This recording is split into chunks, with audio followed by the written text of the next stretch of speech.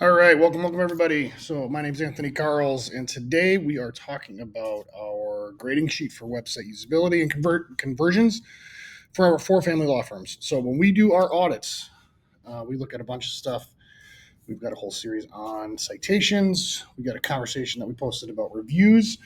Another one of those things that we do is grading our websites from a usability and conversion perspective. So there are four main elements to this audit.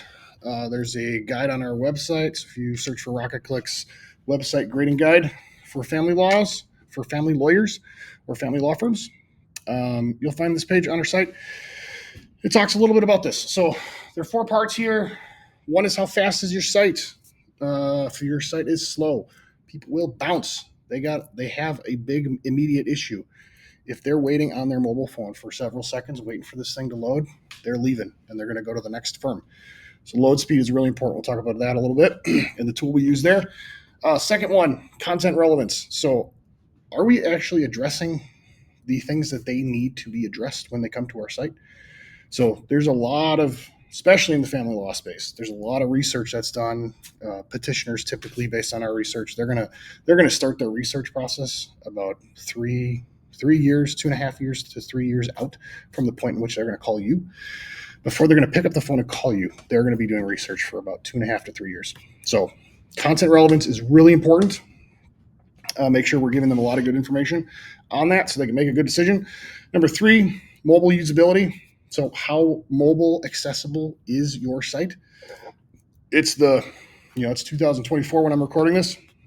It's like 78%, 80% of all users that are visiting family law firm sites, they're on a mobile phone. If your site isn't mobile accessible and mobile friendly, holy smokes, are you missing out? So that's a big one. And number four, how is our conversion paths and call to actions? So this is one's really important. This one's also done pretty poorly sometimes. We're not really using the primary conversion pathways. So do we have a really clear CTA in our header? Do we got a global footer that is a easily accessible call to action to move forward? How's our color scheme? Do we have like all these random colors, or is it really clear? Like, here's our call to action color, here's our secondary call to action color, and here's the rest of the site. It should be very obvious what's what. And like when you go scan a site, it should be super clear what is the thing that I should do next. If it isn't clear, guess what? Your users aren't clear on what to do to move forward. So, first one. So we're gonna for this audit, we're gonna use a tool called Lighthouse, and we're gonna look at a lot of different things. Overall, what we're looking for website load times is achieving a Lighthouse performance score of 90 or above. So what we want to see is a seamless user experience. If we're 90 or above, we're going to give you an A. If we're between 80 and 89, we're going to give you a B. If you're between 70 and 79, we're going to give you a C. Anything lower than 70, you're going to get a D. And there's a lot of high risk. There's a lot of high risk for you and your site on people bouncing, going back to Google, giving you a negative interaction, negative user experience. So they're going to go back, they're going to research for the same type of thing, they're going to click on the firm that's right below you, and if they do a good job, they're going to take your spot. That's what's going to happen because they're going to have better user metrics than you. So site load time is extraordinarily important. We want to work with you on that. This is why we're a full service firm, because we know that some of the things to get our sites to rank better and to make improvements for our firm, it's not just SEO, it's not just paid, it may not just be web development, it might be conversion pathing, it might be like really talking to you about how's your intake process, how's that working, because all of these user metrics make a big difference. Number two, so do we have comprehensive content detailing our services? So what are our core services, and what are the subcategories of those services, so that we have very robust and information-rich content, so that the users that are at all parts of the funnel, whether they're way up in the funnel or they're right before they're ready to call, we are servicing their needs, because this is a really long research process. If we have adequate coverage of that, but it lacks depth in areas, we're going to give you a B, because it's going to require minor enhancements in some content building. If basic services aren't really clear, and there's not a lot of detail here, we're going to give you a C. And if we have like a really small site with only a couple pages, we're probably going to fail you on this one because we don't have good content on our site. Number 3, mobile usability. Again, we're using Lighthouse to do this. And we're looking at our mobile usability scores. 90 and above is going to get you an A. 80 to 89 is going to get you a B. 70 to 79 is going to get you a C. And anything below 70 again, that's a D. You're going to have a lot of opportunity to improve. And we got to make sure that the users that are coming, because it's, like I said, 70 to 80%, 78 to 80% of your users are coming on a mobile device. And it needs to be mobile friendly. It needs to be very intuitive, easy to move forward, all of that stuff. Mobile usability is extraordinarily important. And then calls to action. So this one, if you're not trained in this, might be a little more difficult for you to do this on your own because there's not really a tool for it. But what we're going to do is we're going to look at a couple things. So one is, do we have a call to action in the header? Is it easy for me to call you from the header? And that's both on mobile and on desktop. Secondly, is there a global conversion pathway in the footer? What a lot of users do when they go to a web page, watch what you do next time you do. You're going to scroll pretty fast and then you're going to scroll back up. It's what users do all the time. So what we want to make sure we have is at the very top in our header, we have an easy way to move forward. At the bottom of the page pathway, we have an easy way to move forward. And then we have call to actions that are relevant in between.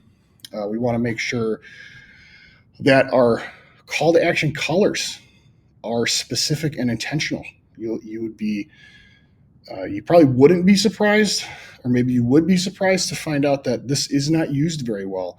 So if you're trying to drive a user to a console or to like through a web form or a phone number, if that's your primary CTA, that should have its own distinct color that isn't used for anything else, and it should be the most bold and most obvious.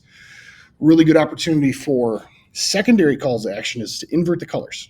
So if you have a red button with white numbers, fantastic. That's your call to action. Your secondary call to action, a really good option, would be to invert it. Make the outline red, make the numbers red, make the background white. It's going to be slightly less eye-catching. And what you're going to do is you're going to create a distinction between, like, these are the ones that are really important. This big one in the header, this call to action in the footer, and then all these secondary ones, they should look secondary. So we want to look for that. So an A, we got header, we got footer covered, and we have good use of primary and secondary actions with the appropriate color schemes. B is going to be, you have CTAs, but maybe they're not optimized. Maybe you don't have a sticky header. Maybe there's not a global footer, but it's on a lot of pages, or maybe your color distinctions aren't very good. That could be dramatically improved. Maybe you're overusing the call to action button all over the place. So everything's important. That's basically what you're saying. So we'll want to improve that. C, we're missing CTAs. Our color schemes aren't clear, potentially confusing, and hindering that pathway forward. D, this is, we don't see this often, but sometimes we do. Basically, no calls to action. Maybe you just have a contact link on the top of your website, and it goes to a contact page that has a lot of opportunity for improvement. So that's going to get you a D. So what we want to see in this is we're going to go through all four of these options. Again, this is something that you can do. We got a web page on it. So if you want to do it yourself, go look up Rocket Click's website grading guide for family law firms and just score your site. Use Lighthouse as a tool. You'll have to do a little bit of research to make sure content relevance is good. AI is a really good opportunity for that. And then calls to action. Again, this is a little more nuanced, so there's some training involved. If you need our help, happy to help you. This is something that we do really well for our clients. We help them grow their businesses by doing these things right and driving conversions after we drive traffic. Have a great rest of the day.